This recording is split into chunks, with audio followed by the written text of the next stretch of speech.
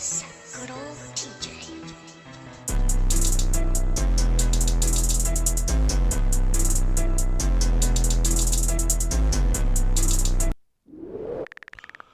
Konnichiwa, your boy INCOG. Better than reaction video. And today, guys, we're on OSP channel, Overly Sarcastic Productions channel.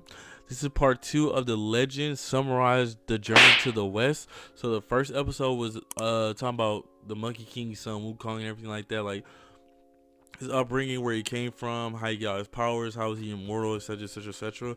And so yeah, so this is gonna be part 2 to that video to see, I guess, what happened after we left them off on part 1. So without further ado, guys, like, subscribe on the video, the bell notification, make sure you click all so we know about time make future upload. Also as well, guys, 80% of you guys are watching my videos are not subscribed. If you guys can, hit that subscribe button down below if you guys like what you see here. And alright, guys, so without further ado, let's get right into it. So play. Last time on the journey to the west, the mischievous Really like Monkey the Dragon Ball King Z Sun song. Wukong, I mean, after theme achieving song. immortality 6 ways from Sunday, was brought down by the forces of heaven and placed inside Lao Tzu's brazier of the 8 trigrams to be rendered down into an immortal elixir. However, our hero proved too powerful for this scheme and broke free, wreaking even more havoc in heaven. But his reign of terror was abruptly ended when he was imprisoned by the heavenly Buddha beneath the 5 Phases mountain, where he must now wait for a chosen someone to come set him free. So Buddha returns to his home, the Thunderclap Monastery, where he spends a relaxing 500 years writing up 3 baskets of scripture. Now, these 3 scriptures are apparently so powerful that they are capable of redeeming even the most sinful of sinners. Well, sounds fishy to me, but hey, I'm not the guy with the universe in the palm of his hand. So these amazeballs scriptures need to be delivered to the land of the East in order to spread Buddhism to the sinful folk who live there. But there's just one problem. For some reason, Buddha can't deliver them himself, so they need to find someone in the land of the East who can make the journey to the Western Heaven to pick up the scriptures. I'm and gonna return. pause. So you tell me that these scriptures don't matter what you did in your life, no matter what you did over your life, no matter how bad it is, that can really take all the stuff away, just some scriptures right there? Really? Really? Alright, anyway, so play. Our friend the Bodhisattva Kuan Yin volunteers to find such a person, and after receiving 5 magical artifacts to give to the scripture pilgrim, she goes off eastward to find someone worthy of making the journey to the west. Roll credits. So Kuan Yin and her disciple Moksha head out along the route the scripture pilgrim will have to take, as a way to test the waters and make sure the guy can make it through in the first place. Their first encounter with a murderous river spirit 3 minutes out from the Thunderclap Monastery is not exactly encouraging, but Kuan Yin persuades the guy to chill out and wait for the pilgrim, and then to join and aid him on his quest, with the added bonus that he'll be redeemed for the crime that got him exiled to the river in the first place. He accepts the offer and is given the name Sha Wu Ching, or Sandy for short. Don't ask me how Sandy is short for Sha Wu Ching. So Kuan Yin and Moksha continue on their merry way, whereupon they encounter a pig demon wielding a huge rake. He and Moksha fight for a little bit until he notices Kuan Yin and immediately stops the fight in favor of asking her for forgiveness, because he's made something of a habit of eating people who come along the road. You know, because he's a demon. Kuan Yin again suggests that he join the pilgrim too when he comes along this way and thus be forgiven for the whole eating people thing. And the pig agrees. And Kuan Yin is putting this pilgrim in pretty questionable company. Kuan Yin gives him the name Chu Wu Neng, Pigsy for short, and heads off, leaving Wu Neng to remain strictly vegetarian until the pilgrim arrives. So they continue onwards when, surprise, they encounter yet another charming individual who could potentially help our as yet nebulous pilgrim. Can you tell that this story is the origin of a lot of anime tropes? In this case, our colorful character is a young dragon who accidentally set fire to his dad's palace a little, and for this transgression against fire safety has been sentenced to death by the Jade Emperor. Kuan Yin persuades the Emperor to pardon the young dragon, and then she directs him to a nearby river, where she instructs him to turn into a white horse when the pilgrim passes by to help him reach his destination. Anyway, they continue on, only to encounter an unexpectedly luminous mountain, the Mountain of 5 Phases, and with it the imprisoned Monkey King.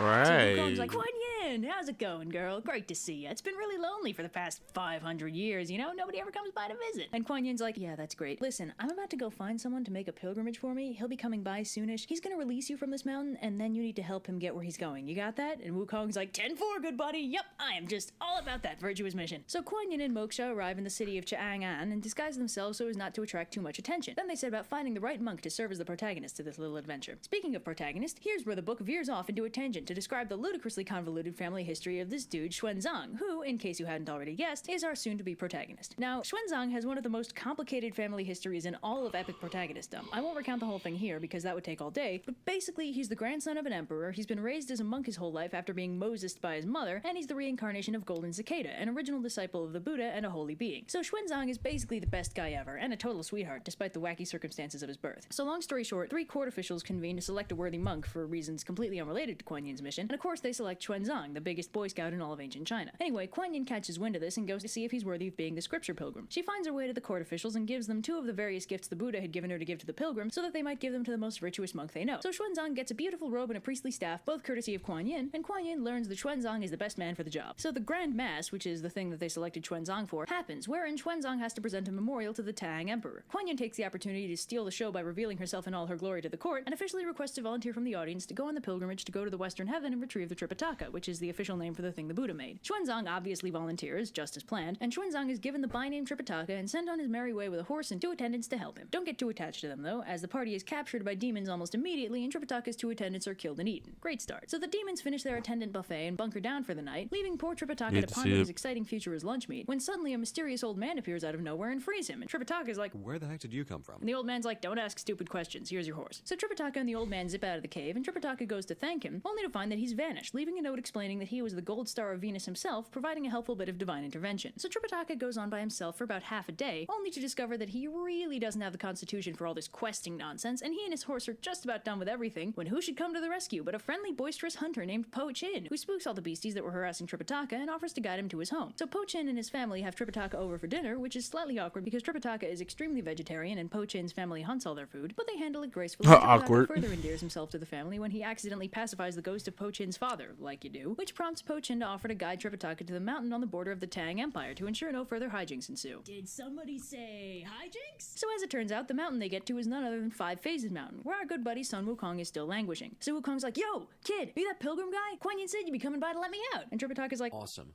How do I do that? That mountain looks kind of heavy." And Wukong's like, "You just gotta climb to the top and peel off the golden seal." Aww.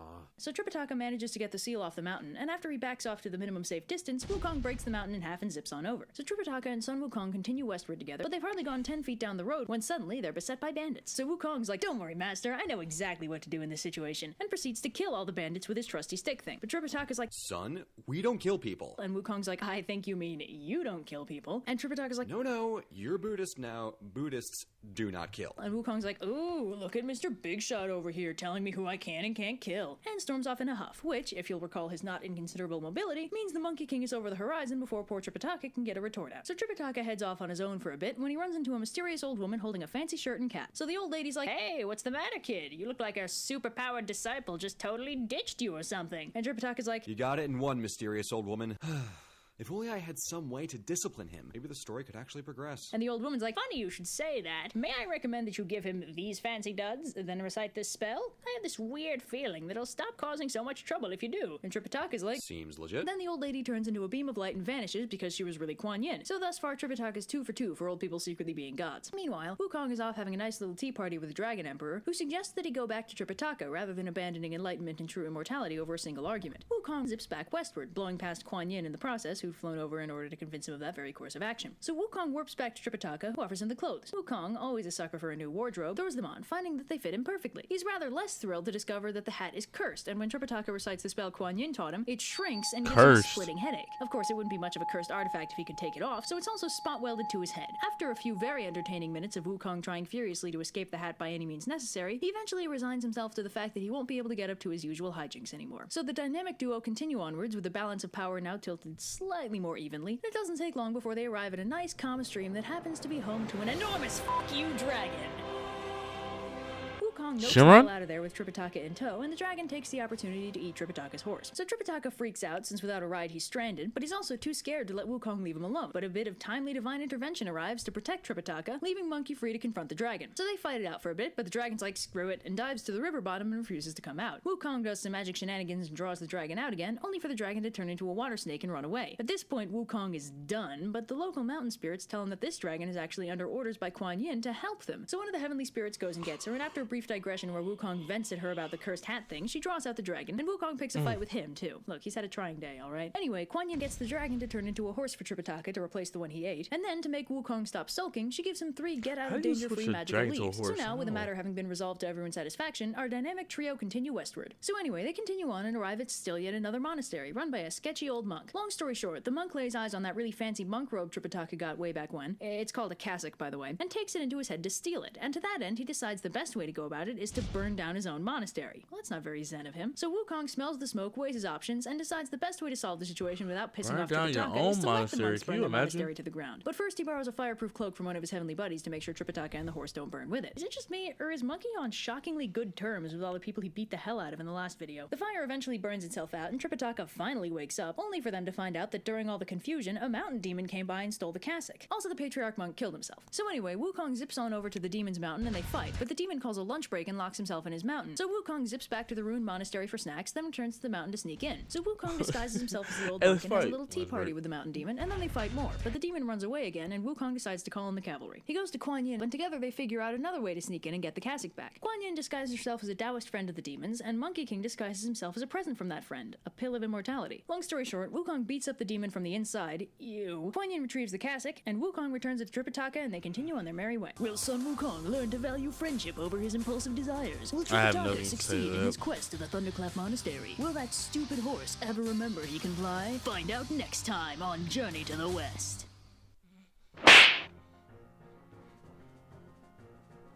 Well, guys, part 3 is gonna be coming up next week. Legend Samurai's Journey to the West Part 2, like I say, by OSP channel. The first link will be down below to lead to the channel. Let's drop on a video. The button notification, click all, so know what's in my future upload. Boy, God, I'm out. Peace.